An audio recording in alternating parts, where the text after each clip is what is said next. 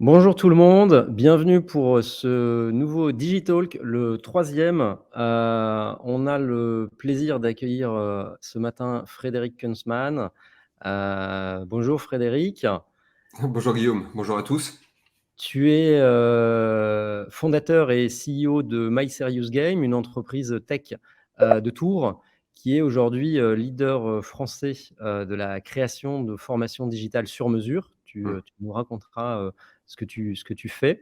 Je suis très très heureux de t'accueillir aujourd'hui, Frédéric, parce que on va avoir avec toi 45 minutes pour tout savoir de ton parcours, de ta vie, de ton quotidien d'entrepreneur, comprendre ce qui t'a amené à fonder cette entreprise et comment tu la gères depuis, je ne sais plus, depuis combien d'années déjà? Rappelle-moi. 7 ans et demi maintenant. Depuis 7 ans et demi, voilà. Donc, on va passer ensemble 45 minutes. Je suis très heureux d'accueillir évidemment tous les auditeurs et auditrices de ce live. Euh, je laisse chacune et chacun s'installer. On a un espace, comme vous le savez, de chat qui permet d'avoir des échanges informels. Il y a également un espace de questions. Donc, Frédéric est là aujourd'hui pour répondre à vos questions avant tout. Donc, à vous de poser vos questions dans l'espace dédié ou dans le chat. Moi, je les verrai et je les relayerai à Frédéric qui y répondra. L'idée, c'est, même si on a un fil conducteur, l'idée, c'est vraiment de permettre à Frédéric d'adapter son intervention en fonction des questions que vous allez poser. Donc, voilà, je pense que faut pas hésiter, c'est vraiment le moment. On a 3 quarts d'heure ensemble. Vous allez tout savoir de My Serious Game, mais surtout, si vous voulez savoir des choses spécifiques, eh ben, posez des questions parce qu'on est là pour ça. Voilà. Et puis pour ceux qui ne pourraient pas rester jusqu'au bout, il y aura un replay euh, de, de ce Digitalk. On a également mis en place un programme, un des prochains Digital qu'on en a jusqu'au mois de mars maintenant. Vous savez, le rendez-vous du jeudi 11h30, il est bien en place maintenant. Et donc, je vous invite à aller voir sur la page Livestorm de Digital War Valley les prochains rendez-vous. Voilà, cette petite introduction qui permet à chacune et chacun de s'installer confortablement. Frédéric, tu vas maintenant nous raconter My Serious Game. Peut-être que tu peux commencer par nous dire rapidement quel est ton parcours et surtout qu'est-ce qui t'a amené à fonder My Serious Game il y a maintenant 7 ans et demi. C'est vraiment un enchaînement de beaucoup de choses, parce que j'ai 47 ans et demi.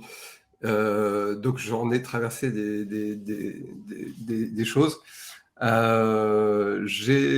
Pendant ma scolarité, j'ai toujours été intéressé et trouvé plus passionnant de monter des associations étudiantes, d'organiser des soirées, bien sûr, et puis tous les services qui vont autour. Euh, donc j'ai toujours apprécié en fait fédérer, m'amuser, sortir des sentiers battus. J'ai eu par exemple la belle chance de faire un pensionnat ou la chance ou le cimetière de Saint-Cyr et ce qui m'amusait le plus c'était de faire le mur le soir à 22h pour aller chercher des pizzas que je revendais avec 1 franc de marge dans les chambres. Ouais, j'ai toujours été un peu à côté finalement, avec toujours des envies de créer des boîtes. Ce qui fait bien rire mon équipe aujourd'hui, entre vendre du jus de carotte sur la plage, platine DJ concept, je ne sais quoi. Toujours ce souhait-là, mais finalement toujours avec le besoin de me dire, ouais, mais je n'ai pas les compétences, je ne sais pas faire un contrat de travail, je ne connais pas le droit, je connais pas. Donc j'ai fait une école de commerce et j'ai commencé à expérimenter des tas de choses. Les 2 expériences significatives pour moi, c'est le groupe CGR, donc avec énormément de liberté, donc directeur d'exploitation cinématographique. Je me suis éclaté avec le marketing, les ouvertures de ciné, le management, beaucoup de créativité dans cet univers-là. Et puis un groupe beaucoup plus structuré qui s'appelle Lidl, dont j'avais les magasins parisiens. Donc là, avec beaucoup plus de process, de normes, etc. Mais j'étais confronté à des choses que j'avais du mal à bien comprendre en termes de management, de motivation. Changer 2 responsables de magasin Et voilà, j'ai expérimenté des trucs où je me suis dit, mais c'est absolument passionnant. Enfin, l'humain, c'est une ressource tellement essentielle que j'ai fait psycho du travail pour essayer d'être plus outillé, plus armé. Et puis voilà, j'ai fait du coaching, cabinet de conseil. Une rencontre emblématique pour moi, Orchestra Consultant, qui est à Tours, Jean-Dominique Falaise. C'est un cabinet discret, élégant, mais ils peuvent coacher des comités de direction de quartier en Suisse, et puis s'occuper d'un resto à La Rochelle, etc. C'est un cabinet qui accompagne, qui a des valeurs humaines qui sont passionnantes. Et voilà, c'est le genre de rencontres qui m'ont permis d'oser franchir le pas en disant bah, je peux peut-être apporter du conseil. Et j'avais un truc dans ma tête qui s'appelait Aujourd'hui je. Je trouvais génial en formation. J'ai pas fait cours, hein, mais je trouvais génial enfin, quand j'intervenais en formation, mais même en technique de vente, hein, en management, etc. Je m'apercevais qu'il y avait des problématiques récurrentes, souvent autour de la communication interpersonnelle, etc. Et souvent des difficultés dans un groupe qui étaient les mêmes, parfois une PME, etc. Et je me dis, c'est dommage parce qu'on pourrait capitaliser tout ça. Alors à l'époque, ces premières idées-là, pour moi, c'était 2007. Donc il y a un petit moment maintenant. Et je m'intéressais à tout ce qui était DVD interactif. Alors, ça fait un peu vieux maintenant. C'était quand même pas les cassettes audio, mais c'était pas une application Minitel non plus. Mais des DVD interactifs et la capacité en fait de digitaliser, de numériser des choses de manière à pouvoir le diffuser au maximum de personnes. Et le concept d'aujourd'hui jeu, c'était de pouvoir se dire aujourd'hui je trouve mon job et d'avoir des tips, des conseils sur comment bien faire son CV, comment réussir sa présentation, réussir son intégration, etc. Et d'avoir toute une collection autour de ça. Je trouvais ça passionnant de me dire on prend plein d'experts qu'on interviewe et on crée avec de l'interactivité quelque chose de sympa. Voilà, ce type de solution qui est très vite devenu du e-learning. Mais pour le financer, ce projet-là, je me dis ben, je vais vendre des trucs qui vont apporter de l'argent. Et c'est un peu comme ça qu'après une première aventure avec une première entreprise que j'ai créée en 2007 et que j'ai fermée en 2011 avec l'équipe, où je me suis pris des caramels. C'est peut-être intéressant de revenir sur ces raisons d'échec, peut-être aussi.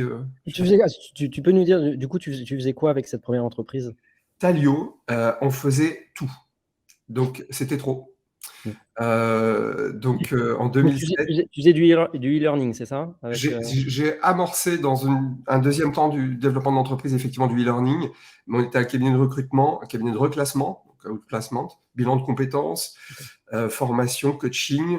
On faisait beaucoup de choses. On voulait vraiment accompagner les ressources humaines. Il y avait cette dimension qui a toujours été présente. Enfin, pour moi, il y a un plus beau que s'occuper de l'humain. Et donc, voilà, c'est quelque chose qui me porte.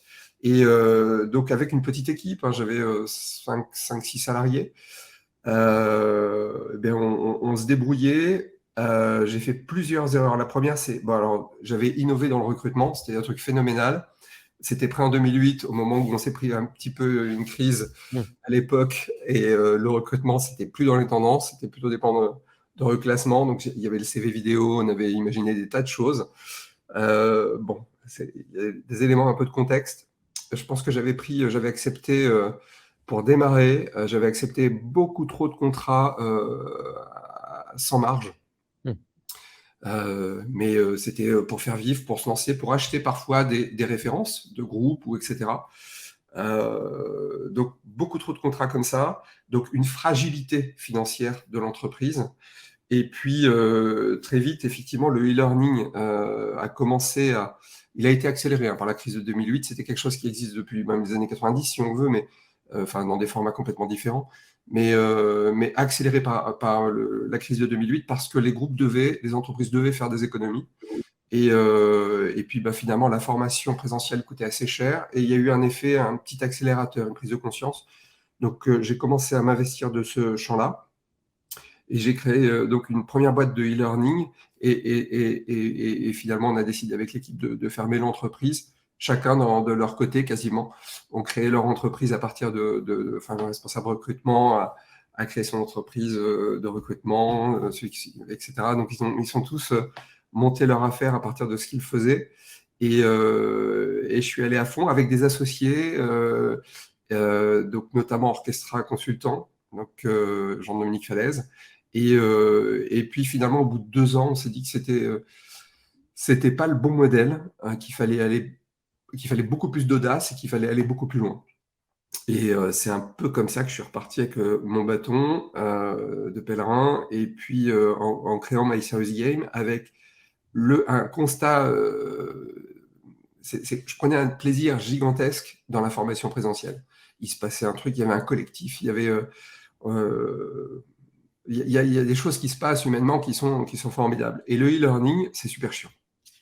C'est passif, tout le monde a la même chose, alors que ta formation, même quand tu vas former au management, plein de groupes différents, enfin plein d'équipes, plein de petits groupes au sein d'un même groupe, et bien à chaque fois il va se passer quelque chose de différent et on va travailler sur des leviers un peu différemment, à des rythmes différents, etc. Tu vas t'adapter au groupe.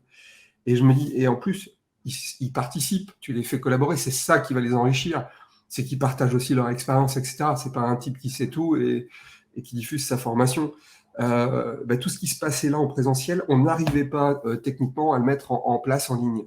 Et c'était forcément passif, ça va du PDF à lire au PowerPoint un peu animé en ligne, c'était un peu ça à l'époque.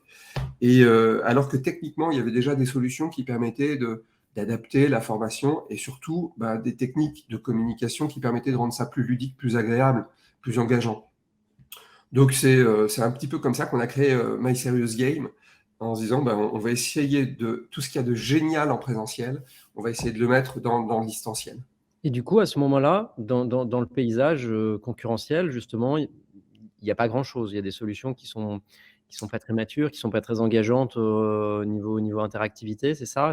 Qu'est-ce qui fait que tu te dis, mis à part ta conviction personnelle et le souvenir que tu gardes de cette animation en présentiel, plus, ouais, tout ce qui t'intéresse sur la partie humaine, soft skills et cetera, qu'est-ce qui fait qu'à ce moment-là, tu te dis: «OK, en fait, ça, c'est un business potentiel». Voilà, comment ça fonctionne? Tu prends du temps, tu fais une étude de marché, tu regardes, peut-être à l'international, ce qui s'est développé dans d'autres pays plus avancés, que qu'est-ce que tu fais à ce moment-là? Alors, j'adore le marketing. C'était ma meilleure note en école de commerce. Je suis passionné de marketing, mais je ne suis pas guidé par le marketing pour la stratégie de l'entreprise. Je garde en mémoire des choses quand on a mis la carte de cinéma illimitée, quand on s'est trompé à chaque fois sur le marketing. Le téléphone portable, les études marketing disaient que ça ne marcherait pas. Personne n'était prêt à payer pour ça, on n'avait pas ce besoin-là. Il y avait le téléphone fixe, il y avait les cabines téléphoniques, etc. Donc je reste, et c'est très compliqué d'anticiper l'avenir. J'y suis allé la seule démarche marketing qui m'a vraiment nourri, c'était pas tant une étude de marché, c'était plus moi en tant que personne normale, apprenant standard, qui suivit des formations, qui en est animé, en écoutant mes clients, etc. C'est un constat qui était une évidence pour moi. Et c'est plutôt cette écoute-là. J'avais la chance d'accompagner, d'avoir des missions de co-création de l'université de construction, ou d'avoir des grands, des petits clients, etc. et d'accompagner et de comprendre leurs besoins et de me dire, mais il y a tout simplement des liens à faire. Le marché était surtout constitué déjà d'éditeurs de logiciels. Et quelques artisans. Il y avait une boîte qui s'appelait KTM Advance qui marchait assez bien, qui faisait des productions extrêmement chères. Enfin, c'était presque des budgets de jeux vidéo. Donc, bon, il y avait un petit décalage, mais c'était essentiellement des éditeurs de logiciels un peu comme PowerPoint, déjà des plateformes LMS, des choses comme ça, mais pas matures techniquement. Et du coup, un outil qui formate énormément les choses. Donc nous, on y est allé en bricolant, en prenant du Flash à l'époque, et en mélangeant, en prenant un petit peu ces outils, en faisant un peu de développement, etc. On arrivait à faire des choses qui étaient beaucoup plus engageantes. On a mis du storytelling, et c'est un réseau de plein de gens différents.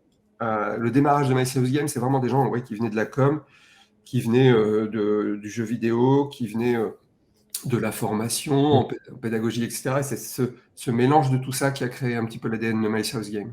Parce que justement, à ce moment-là, pour lancer un projet comme celui-là, il te faut quand même un certain nombre de ressources, il faut des compétences techniques. Voilà, qui y avait autour de toi? Tu dis «nous», donc on sent qu'il y a le collectif, voilà, qui est présent dès le début. C'est qui? C'est combien de personnes? C'est quel type de compétences? À quel moment tu dis: «OK, voilà, là, je sais qu'on a les bonnes personnes, les bonnes compétences pour lancer quelque chose»? Euh, j'ai pris le problème un peu dans le sens, qu'est-ce qu'il faut? J'essaye de le vendre et après on va chercher les compétences. À ce moment-là, j'avais pas de moyens, j'avais pas de. L'échec de Thalio m'avait laissé une dette personnelle assez importante aussi, donc il fallait rebondir.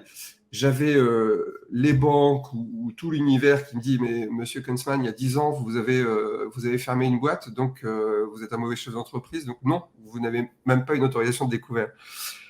Donc il fallait se débrouiller de manière très frugale et vendre et après pouvoir recruter. Au début, j'ai travaillé avec un réseau d'indépendants.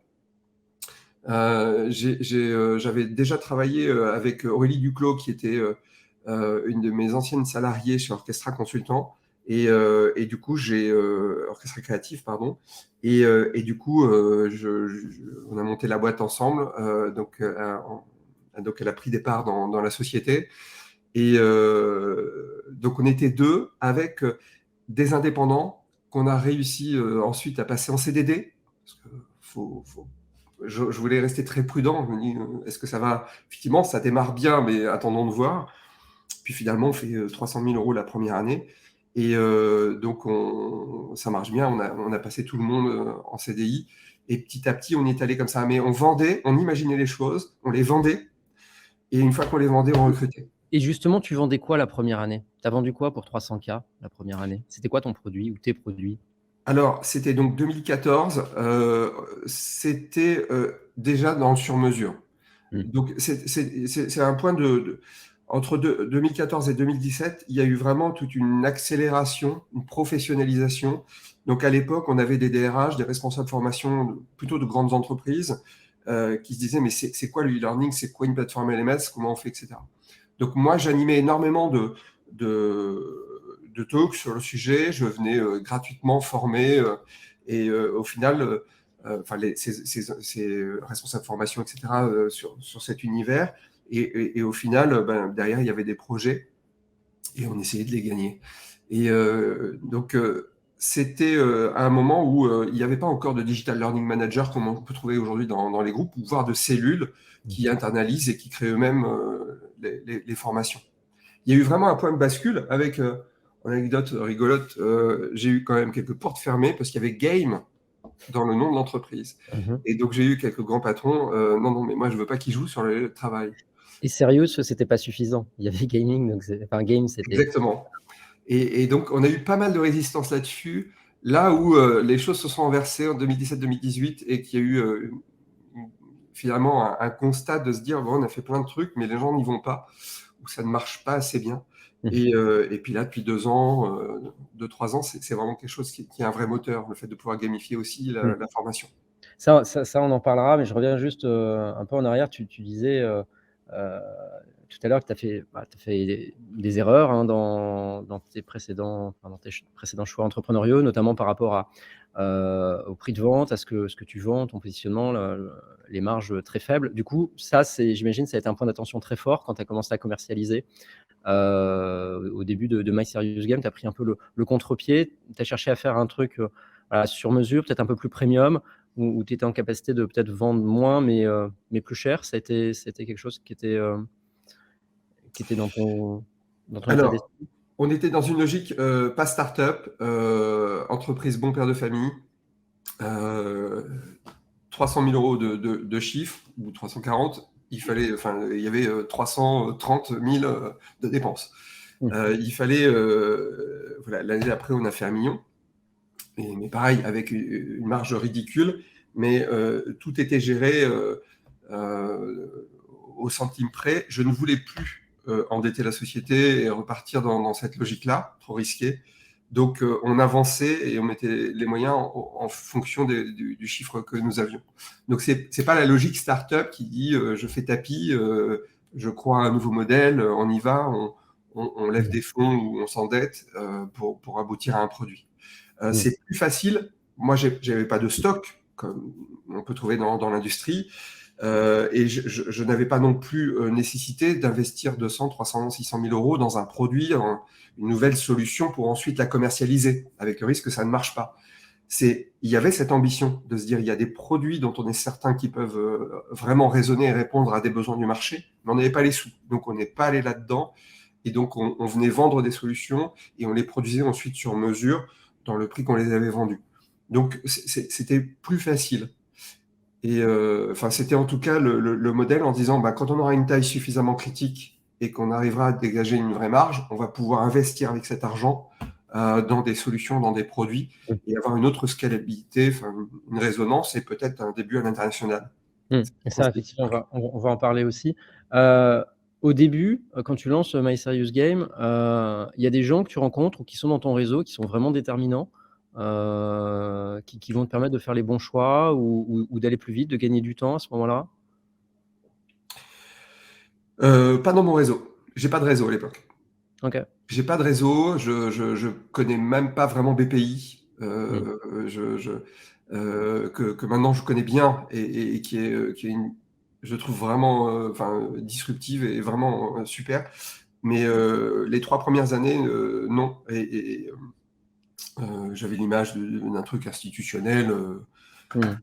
et non, j'avais pas de réseau, uniquement des clients, voilà, pour lesquels mes missions de consulting préalables ou ce que je faisais pour eux, ouais, il y a une fidélité de la part de ces clients. Et après, ça a été engager ces indépendants ou ces premières personnes, ces premiers salariés de l'entreprise qui ont accepté des rémunérations. On va parler en net à 1 500, 2 000 euros. C'était des toutes petites rémunérations. C'était une prise de risque dans une petite boîte qui démarrait. Donc ça, c'est eux qui étaient l'essence après et qui m'ont servi à franchir tous les obstacles. Et est-ce que là, justement, parce que je pense que le recrutement est essentiel dans un projet comme le tien, vous avez connu plusieurs phases de croissance, donc tu nous en parleras aussi.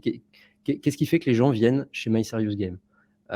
C'est le produit, c'est l'innovation, on explore voilà, de nouvelles choses. On parle beaucoup de la quête de sens, tu vois? Oui.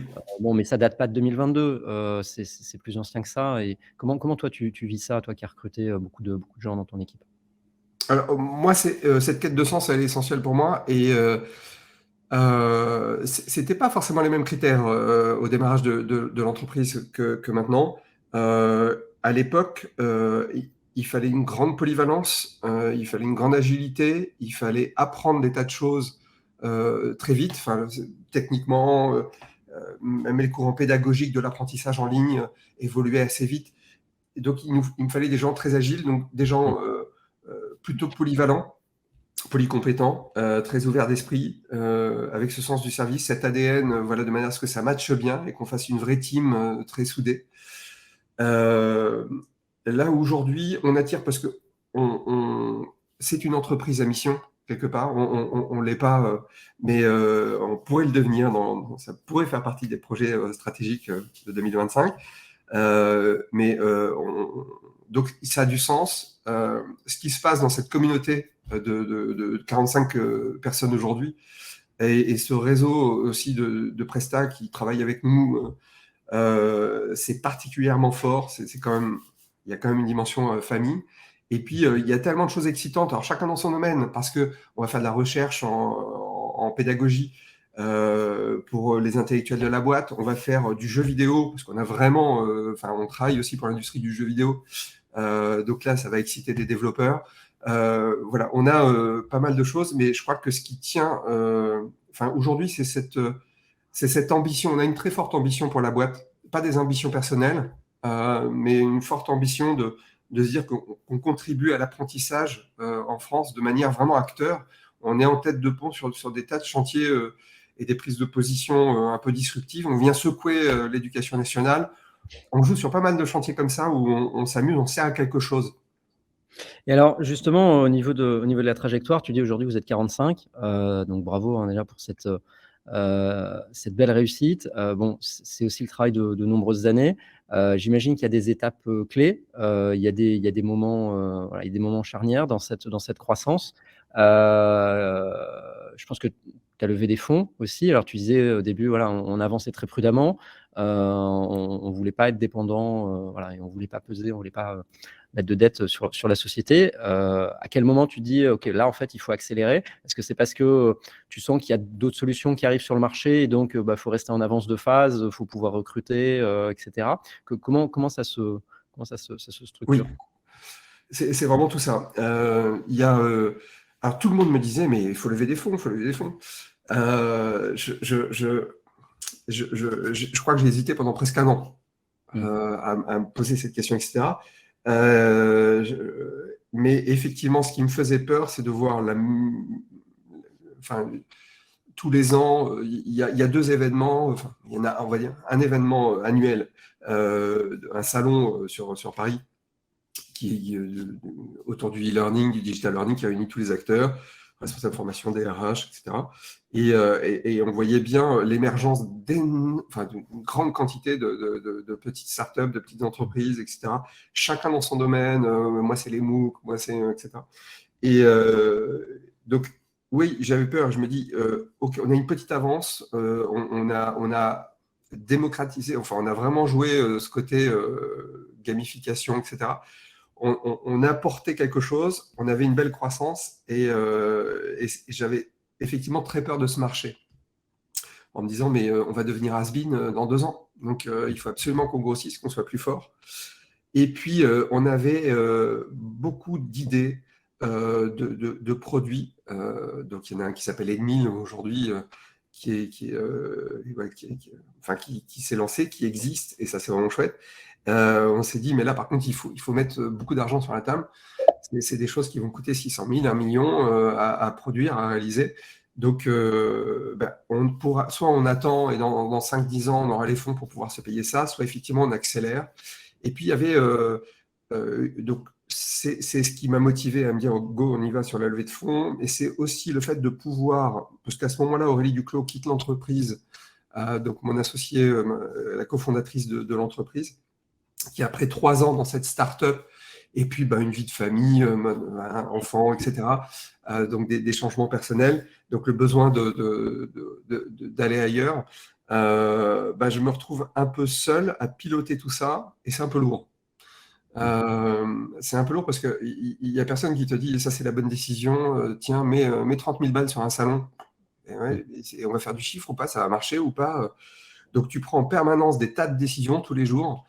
Et je me suis dit, c'était quand même génial d'avoir des investisseurs qui investissent dans d'autres entreprises, qui connaissent des ratés, qui connaissent des réussites, mais qui vont pouvoir aussi te donner, soit t'éclairer et te faire revenir sur les essentiels, pas te perdre dans les détails de est-ce qu'on change de prestation, de prestataire pour le papier toilette de la boîte, il faut acheter des dosettes Nespresso ou pas, hein, c'est pas bien pour la planète. Et de temps en temps, il y a des priorités et on peut se perdre quand on est tout seul comme ça. Donc, je trouvais intéressant d'avoir ce garde-fou qui sont ces investisseurs. OK. OK. On a des questions, Ouais. ici. Julien qui nous demande si tu as une ou plusieurs personnes physiques et ou morales, qui t'ont inspiré ou qui t'inspirent toujours? Ça va faire des wagons, mais c'est mon équipe.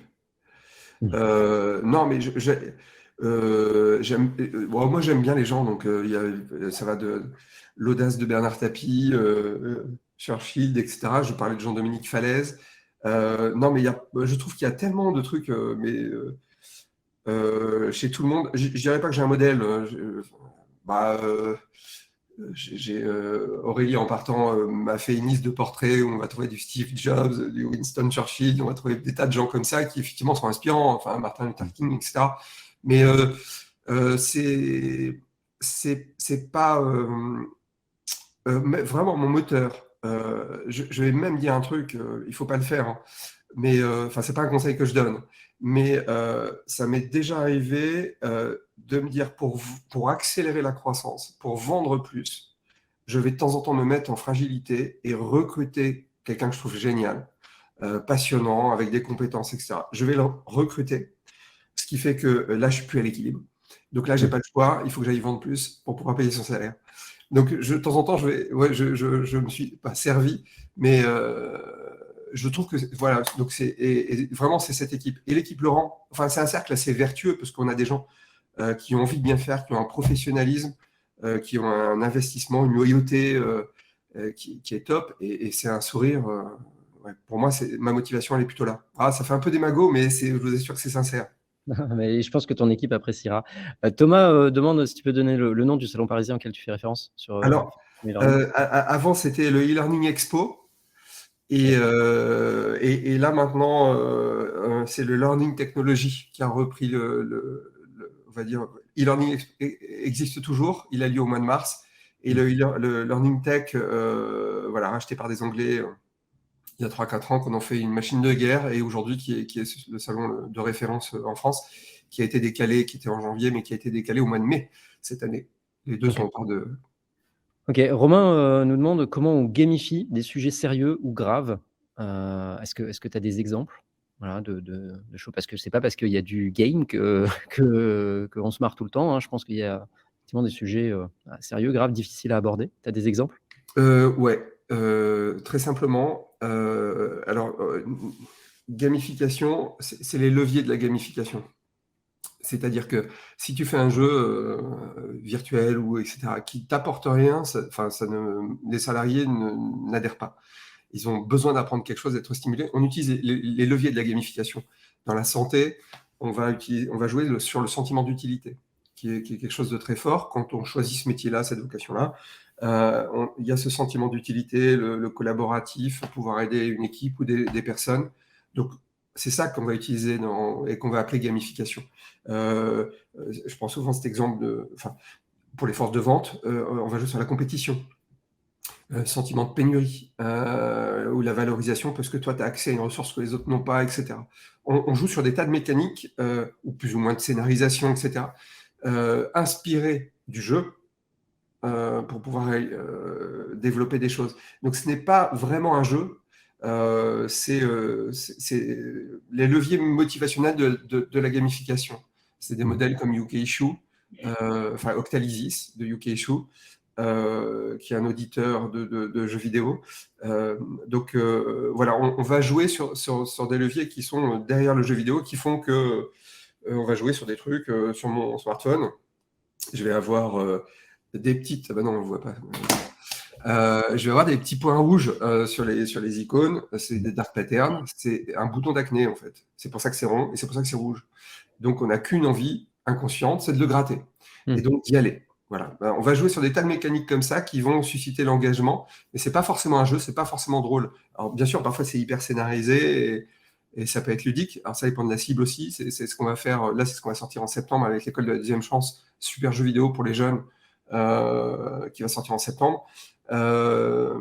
Ou là, avec un projet avec Monkey Tie, une boîte d'ici, belle Mmh. entreprise d'ici, pour Pôle emploi. Donc là, on a fait un super livre blanc qui explique un peu le projet. C'est une belle aventure, parce que là aussi, on s'adresse sur les jeunes. Et donc là, on est un peu plus proche du jeu vidéo. Mais voilà, c'est pas du game pur. OK. Et est-ce que tu as des exemples? Donc là, tu nous as expliqué la méthode, hein, combien c'était effectivement sérieux. Est-ce que, il y a des cas, je ne sais pas si tu peux en parler, hein, mais des sujets graves, heu, qui ont fait l'objet De de films, de gamification, de gamification? euh, euh, euh, formé à la gestion de crise au ministère de l'Intérieur. OK. Comment, quand il y a une crise, quelle qu'elle soit, une alerte attentat dans une école ou etc., en 1 heure, il doit se passer énormément de choses. Mmh. Et donc, il y a des process et des procédures qui existent. Donc, la gestion de crise, ça a été ouais, des chantiers où là, on va plutôt vraiment utiliser Serious Gaming, c'est-à-dire le côté simulation, rentrer dans un univers assez réaliste, Mmh. 3D, immersif, etc., sur lesquels on va être confronté à cette succession et une montée en pression progressive. On va utiliser du level design, donc inspiré de la gamification, enfin du game.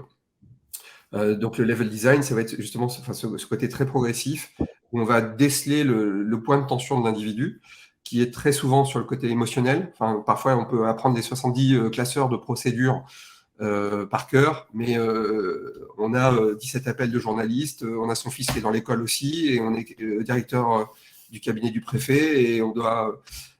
et puis le commissaire de police ne répond plus. Enfin, il y a toujours des aléas et des choses comme ça. Donc, on va partir de choses classiques, et puis petit à petit les mettre sous pression, et on va aller jusqu'à brouiller l'écran. Faire sauter l'écran externe on va gérer on va générer du stress et essayer de l'accompagner dans cette bonne gestion du stress qui est souvent aussi fondamentale parce qu'il faut prendre des décisions toutes les minutes et autant que possible les bonnes. Donc grosse pression, donc on va s'entraîner dans un simulateur parce que là on a droit à l'erreur. Donc dans la santé aussi, il y a des principes jamais la première fois sur le patient, donc le fait de s'entraîner. Donc, on a dans la santé le programme IF Simulation. On est vraiment, on va avoir des états de patients qui se dégradent parce qu'on ne s'est pas lavé les mains avant de donner un médicament ou parce que c'était pas le bon dosage du médicament. On est vraiment dans un jeu et on navigue tout seul. Il se passe un médecin nous demande des trucs, etc. On est vraiment dans un simulateur et on va apprendre et comprendre l'impact de ces décisions. Et en même temps, là, on va jouer sur autre chose. C'est parce que IF Simulation, il y a souvent des objectifs secondaires. IF Simulation, il s'adresse aux écoles d'infirmières et donc à un public de 18, 21, 22 ans, donc quand même des gens assez jeunes. Donc on va aussi jouer sur le côté, là on va te rassurer, au contraire, te redonner confiance en toi pour pouvoir affronter des situations qui peuvent être très difficiles et quand on est assez jeune. Ok, très clair. On a une question de Thomas qui demande est-ce qu'une personne déjà joueuse dans le privé est plus sensible à la gamification qu'un non-joueur et est-ce qu'il existe des ponts entre pratique du jeu privé et pro? Ou est-ce que, je complète, ça c'est pas sa question mais c'est moi qui complète, est-ce qu'au contraire il peut y avoir des biais induits par le fait qu'on soit un gamer on va dire amateur ou même pro, mais en tout cas régulier? Est-ce que ça peut induire des biais justement quand on aborde un outil comme le tien qui est quand même une finalité sérieuse? Non, même si presque la moitié de la population joue, occasionnellement ou régulièrement, et hommes, femmes et toute tranche d'âge, non, il y a qu'une petite dizaine de personnes dans mon équipe qui est passionnée de jeux vidéo. Et nous, on s'adresse forcément à tout le monde. Donc, il va y avoir des gens de 60 ans qui vont devoir suivre une formation réglementaire dans la banque et qui n'ont pas connu les jeux vidéo ou voilà, qui ne s'intéressent pas à ça. Et on va avoir des jeunes qui ont l'habitude d'une expérience 3D magique ou à Fortnite, à détruire des gens, etc. Donc la difficulté, il faut répondre à tout le monde. Donc c'est pas vraiment un jeu. On rentre pas dans un jeu, on rentre pas dans Fortnite. On rentre dans quelque chose sur laquelle, qui va essayer de nous écouter, de s'adapter à nous et de nous donner, de nous faire grandir et qu'on sente qu'on apprenne des choses et qu'on grandit. On utilise l'univers du jeu vidéo, on utilise des leviers motivationnels du jeu vidéo, mais c'est finalement pas des jeux vidéo. C'est vrai que je caricature parfois en disant c'est des jeux vidéo pédagogiques, mais ce sont des formations qui utilisent des mécaniques de gamification. Ok, merci Frédéric. Question de Gatien. Quel est ton retour sur le fait de concilier investisseurs et produits sur mesure? Est-ce que tes investisseurs préfèrent un business model avec du revenu récurrent? Pardon? Carrément. C'est-à-dire que moi je suis un peu hors norme d'avoir levé des fonds entreprise de service. Au revoir, monsieur. Très bien, oui, ça peut continuer vous allez avoir une croissance peut-être à 10, 20, 30 points, très bien, c'est super, mais bon, vous décollerez jamais. Et puis, il y a des vagues, donc peut-être que demain, il y a des effets de mode, etc. Enfin, c'était pas... il y avait deux choses qui les intéressaient. Il y avait le côté de se dire, le type, il part, il a zéro de côté et il arrive à faire un business à peine rentable, mais bon, qui marche bien et avec une forte croissance. Donc ils disent, bon, il y a quelque chose d'intéressant, mais c'est surtout effectivement ce qu'on leur a vendu sur projet, en disant, on croit à des solutions comme Edmil, on croit à des solutions qu'on peut vendre dans les écoles d'infirmières, on croit, etc. Et sur lesquelles on avait commencé à développer des petites choses. On a aussi réussi à capitaliser des productions, des moteurs, des plateformes LMS. On a développé des solutions, des outils qu'on commençait à capitaliser. Et donc, c'est ça. Techniquement, tu veux dire, c'est ça? Oui, techniquement. À travers du modding, à travers des c'est ça, la reprise technique en fait, hein, d'une partie du code et de Oui. l'architecture, j'imagine. Et donc là, on continue. On a une quinzaine même de solutions. Maintenant, ça s'appelle Out of the Box. On l'a marketé. On va avoir un grand plan de distribution aussi cette année là-dessus. Typiquement, là, pour la garde nationale, on fait un battle royale inspiré de Fortnite, compète, etc., pour découvrir les métiers de cet univers. C'est une technologie qu'on a. Voilà, qu'on se dit, ce principe de battle royale, une fois qu'on l'a développé en application, finalement, si on change de texte, si on change les images, on peut le revendre à d'autres. Et effectivement, on arrive non seulement à faire diminuer les coûts pour le client, et donc à s'adresser à des entreprises aussi plus petites. Et puis voilà, on capitalise des technos, donc on a une meilleure rentabilité aussi à ce niveau-là. Donc c'est ce projet-là, enfin c'est ces idées-là qui ont su mobiliser des investisseurs, sachant que le deal était simple, c'est que je voulais garder le côté service, parce que si tu pars pour moi que dans les produits ou que dans un produit, etc., il y a des effets de mode, il y a des choses que tu peux ne pas voir, alors que grâce au sur-mesure, l'activité service, tu accompagnes tes clients, tu comprends le marché et tu viens faire un combo gagnant qui est tu vends du produit et tu vends le service qui va autour. Ok, donc au final, tu n'as pas levé parce que tu avais quelque chose de scalable. Tu as levé en prévision de développer quelque chose qui allait être un peu Oui. plus, voilà, un produit un peu plus. Voilà. Oui. C'est une Et mécanique. comme l'essentiel, mais comme auprès des banquiers, auprès de ton équipe, de ces premiers qui m'ont fait confiance avec une petite rémunération en disant si, ça va marcher, venez travailler chez moi. Les banquiers, les investisseurs, etc., c'est quand même cette dimension humaine, elle est essentielle. Donc, c'est tes convictions. S'il y a un truc que j'ai appris sur moi, c'est qu'en fait, j'avais une grande ténacité. Je ne le savais pas. J'avais pas un esprit de compétition. Moi, j'étais pas. J'étais plutôt à faire une année de basket, une année de hand, une année de volley, à changer, etc. Bon, un peu de tennis, deux, trois trucs, mais pas un champion. Ça m'intéressait pas d'être premier, etc. Mais finalement, il faut une résistance, une ténacité. Tu dois toujours y croire, alors que tu prends des multiples obstacles en permanence. Et c'est ça qui fait que parce que c'est sur dossier, hein, c'est sur la tête un investissement, c'est une prise de risque. Et donc, et ça, c'est vraiment important. Et justement, je rebondis, il y a une question de Romain, la question un peu personnelle. Il dit tu as dirigé l'exploitation de cinéma, piloté les perfs de magasins Lidl, fait du recrutement, du coaching, de la gamification aujourd'hui. Si tu dois donner un fil rouge à ton parcours, ce serait quoi? Changer le monde avec une putain de team. Ok. Voilà. Donc, c'est vrai que ça pourrait être sur d'autres secteurs. Ça, c'est une des ce qui me plaît aujourd'hui chez MyService, c'est qu'on est toujours dans l'innovation. Qu'on sort, je parlais d'out of the box, etc. On a des tas de chantiers, on travaille avec l'éducation nationale, enfin, ou les universités, sur des tas de nouvelles choses. Alors, c'est des chantiers parfois de 3 ans, 5 ans. On fait de la R&D, etc. Ce qui me plaît, c'est ça, c'est vraiment innover. Par contre, je ne suis pas un bon gestionnaire. C'est-à-dire que moi, devenir DG aujourd'hui d'une entreprise qui existe déjà, qu'il faut juste développer, c'est un boulot énorme, mais je ne suis pas bon dans cette rigueur et dans ce suivi. J'aime développer. Donc, c'est ce qui m'éclate aujourd'hui. Ok, super. Question de Jérôme. C'est vrai qu'on n'a pas beaucoup parlé de l'écosystème Tourangeau. Pourtant, il est important. Jérôme demande, bon, déjà, il te félicite pour cette réussite entrepreneuriale. Je pense que c'est le cas pour tous. On est tous à te saluer pour ce que tu as fait et ce que tu continues de faire. Jérôme demande quels sont les avantages ou les inconvénients, parce qu'il y en a probablement, à développer une entreprise située à Tours. Donc, c'est l'occasion là que tu nous parles un peu de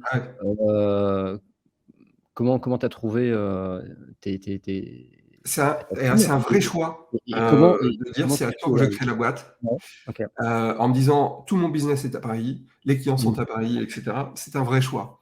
Que je regrette absolument pas. Un siège social à Tours, c'est quand même génial, mais vraiment pour plein de raisons. Déjà, tout coûte moins cher, que ce soit les ressources humaines, les loyers, etc.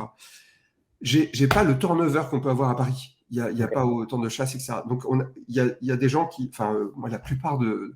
La moyenne d'âge, c'est 32 ans. je suis assez surpris parce qu'à 32 ans, la plupart, quasiment tous ne sont pas célibataires et beaucoup ont déjà des enfants, beaucoup, une grande majorité a acheté leur maison, leur appartement, etc.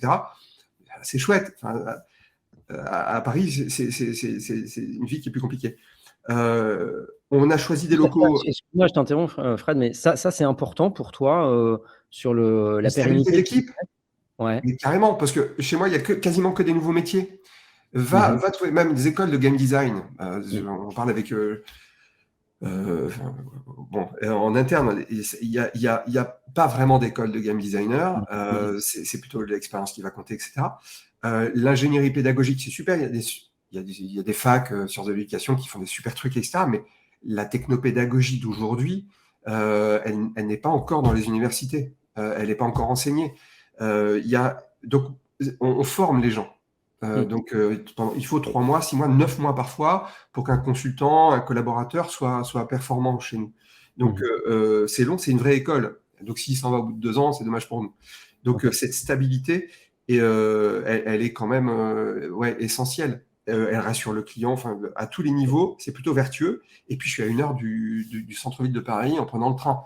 Là, en plus, on fait vachement de visio. Donc, ça aide vraiment les choses. Et puis, il y a une proximité. Maintenant que je connais CCI, BPI, Digital Loire-Vallée, etc., c'est quand même génial. Là où j'ai énormément de potes qui ont leur entreprise à Paris et qui depuis 1 an, essayent d'avoir des rendez-vous avec des administrations ou sur des choses, mais qui sont qu'un numéro dans une masse. Là, ici, on peut avoir facilement, je pense à DevUp aussi, de la région, etc., on peut facilement avoir les informations. Donc, il y a une proximité et voilà, un réseau dynamique, comme tu le prouves avec. Merci. Tu- Et les talents, justement, c'est des gens que tu arrives à trouver sur place ou est-ce que tu trouves des gens qui sont d'horizons divers, voire même des Parisiens, Parisiennes, qui viennent s'installer à Tours? Ouais, la moitié viennent de l'extérieur du territoire Super. aujourd'hui. Et on fait, effectivement, on a régulièrement, ça doit être à peu près 30% de Parisiens qui se disent, voilà, moi j'ai fait mes armes chez EY, j'ai quelques années là-bas, mais je me vois pas construire ma vie de famille à Paris. Qui viennent chercher un endroit, ça pourrait être Angers pour eux, ça pourrait être une autre ville, hein, Mhm. mais là c'est l'opportunité, une boîte qui a du sens et qui est plutôt dans le gaming, qui a l'air sympa. Donc beaucoup d'avantages. Est-ce qu'il y a des inconvénients quand même À à être à travailler chez Tours? nous? À Non, à quoi? être à Tours. Ou à être à Tours? Franchement, non. Franchement, non. Il y a pas, t'as pas manqué des opportunités commerciales ou t'as pas manqué un Ah non, pas du tout. recrutement? Non? Pas du Ok. tout. L'essentiel, aujourd'hui, les groupes ont aucune difficulté à travailler avec des startups parce que des groupes ont du mal à innover. Il y a une inertie qui est forte. Et que les startups, c'est beaucoup moins cher que n'importe quelle autre entreprise. Donc, il y a une facilité à travailler pour les groupes à travailler pour des petites entreprises. Et alors qu'elles soient à Montpellier ou etc., ça n'a jamais été une difficulté. Et non, aujourd'hui, non, non.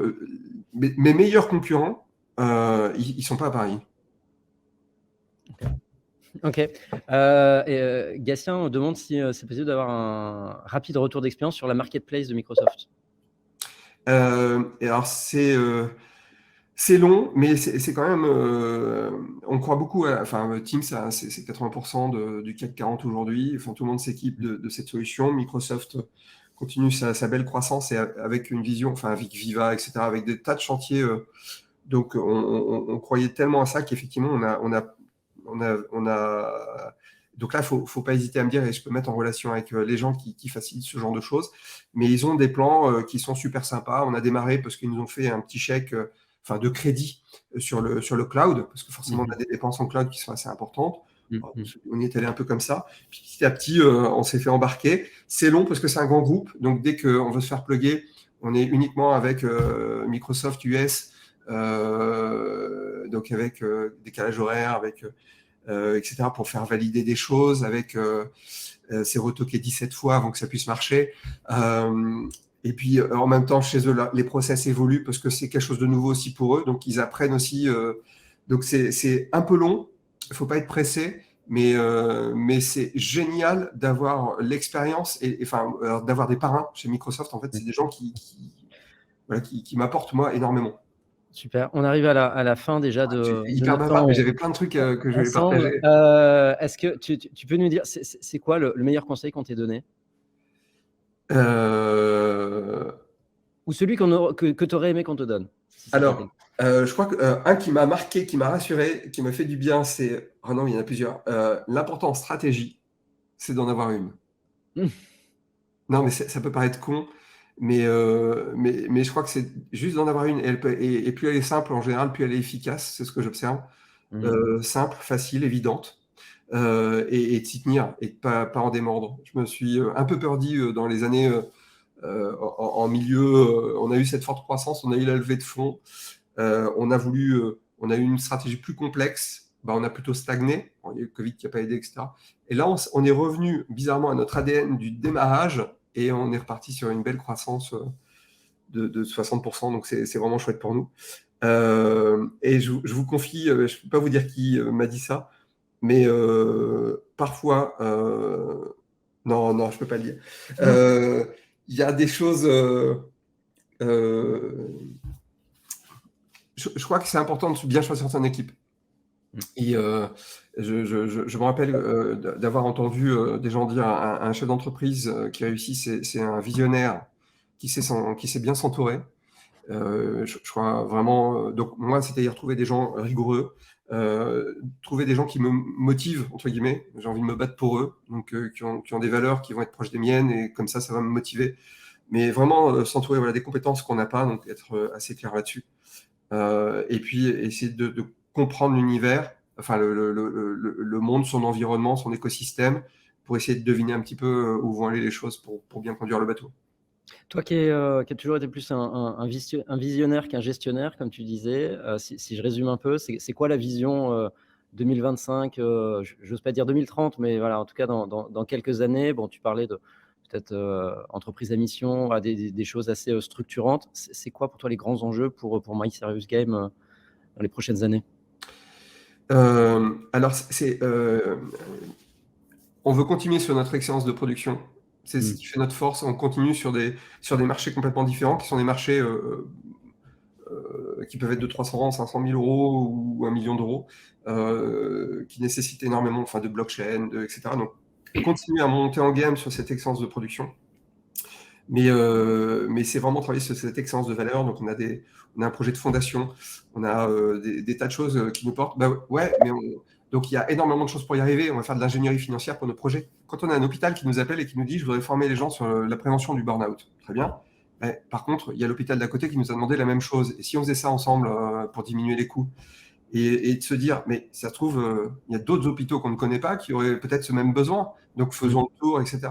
Ce qui permet de mutualiser et par revendre des trucs. Je ne dis pas que c'est de l'écologie Mmh. digitale, mais il y a des choses qui permettent de. Voilà, il y a des tas de choses comme ça. Et puis, donc, c'est toujours continuer à travailler pour aider les ressources humaines des entreprises, donc aider les collaborateurs des entreprises. Il y aura peut-être des choses qui sont un peu plus directement auprès du particulier. Alors, tout va être présenté en séminaire d'équipe dans 2-3 semaines. On continue de travailler ça avec le comité de direction. Donc, OK. je dévoile pas aujourd'hui. Super. Julien nous dit, et c'est très juste, je pense, qu'il y a le sujet de l'exit des invests aussi que tu dois gérer probablement. Voilà. Est-ce que tu as, bon, je ne sais pas si c'est le lieu d'en parler, mais voilà, souvent une levée de fonds en appelle une autre. Est-ce qu'il y a, c'est quoi aussi? Est-ce qu'à un moment donné, tu te dis, bah non, moi je veux aussi reprendre la main complètement. Tu as une vision précise au sujet de la gouvernance ou d'éventuelles prochaines levées de fonds sur. Là, aujourd'hui, dans mon entreprise, on démarrait fort, on a stagné, on s'est pris la crise, elle nous a fait beaucoup de mal, parce que tous les groupes ont joué leur projet d'investissement, donc on a vraiment stagné, on a beaucoup investi on a stagné aussi parce que l'année d'avant, on a beaucoup investi dans des produits, donc dans des solutions, dans des choses à sortir qui se sont pris le Covid, etc. Donc, on a eu un moment un peu difficile, et là, on reprend la croissance. Donc, moi, ce que je voulais, c'était un préalable nécessaire, je voulais des investisseurs qui soient en capacité de s'adapter à la situation et qui n'aient pas une stratégie de sortie, moi, à 3 ans, je veux ça, x2 ou x10.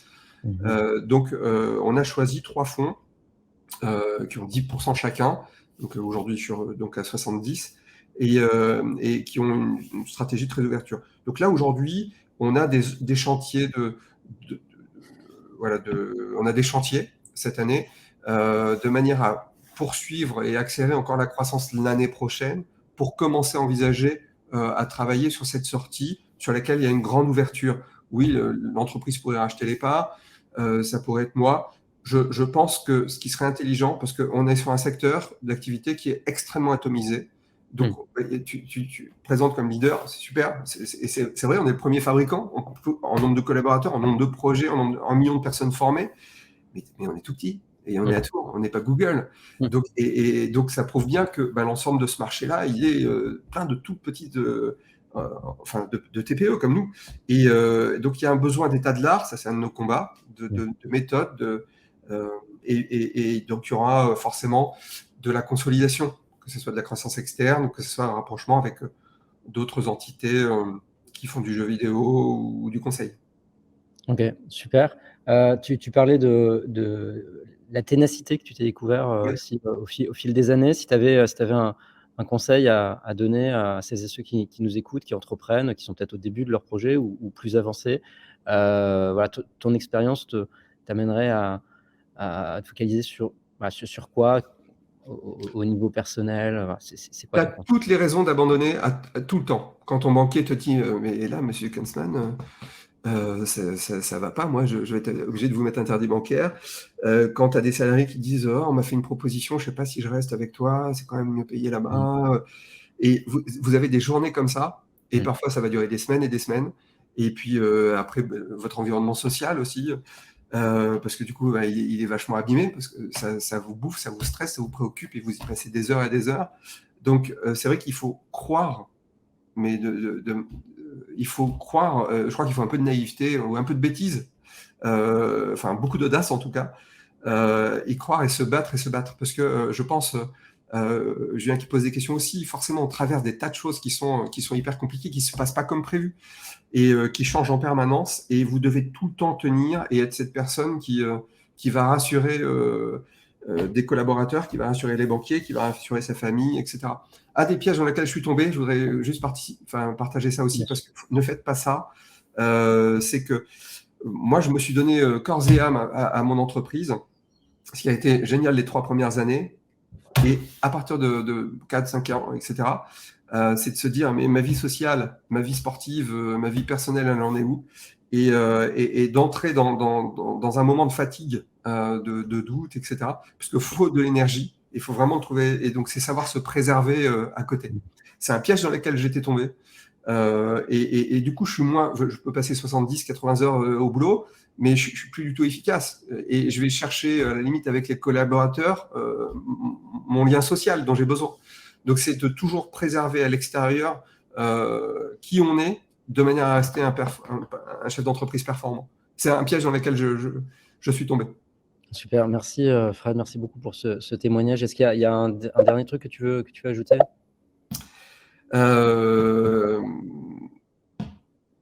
Allez, l'échec est le fondement de la réussite. C'est effectivement un propos qu'on entend souvent, mais voilà, qu'il faut aussi vivre pour vraiment le comprendre pleinement. Merci beaucoup Frédéric, je suis super heureux d'avoir fait ce live avec toi. C'est vrai que c'était rapide, on a abordé plein de sujets et il y en a beaucoup qu'on n'a pas abordé, mais je pense qu'on aura l'occasion de refaire ça à l'occasion. Peut-être qu'un certain nombre de personnes chercheront à te contacter, on peut te trouver sur LinkedIn franchement, par n'hésitez pas. exemple. J'adore le partage, comme vous l'avez vu, je suis même un peu trop, mais donc n'hésitez pas, avec grand plaisir. Super, merci encore, merci à toutes et à tous, et je vous donne rendez-vous, alors pas la semaine prochaine exceptionnellement, mais dans 15 jours, et on va parler des ERP, de comment on peut simplifier la gestion de votre entreprise. Donc je vous donne rendez-vous le 17 février, si je ne dis pas de bêtises. C'est ça, le 17, et puis vous retrouvez de toute façon sur la page Livestorm de Digital War Valley la liste de tous nos prochains Digitalk. Merci encore Frédéric, merci à toutes et à tous, et très bonne journée. À bientôt. Ciao.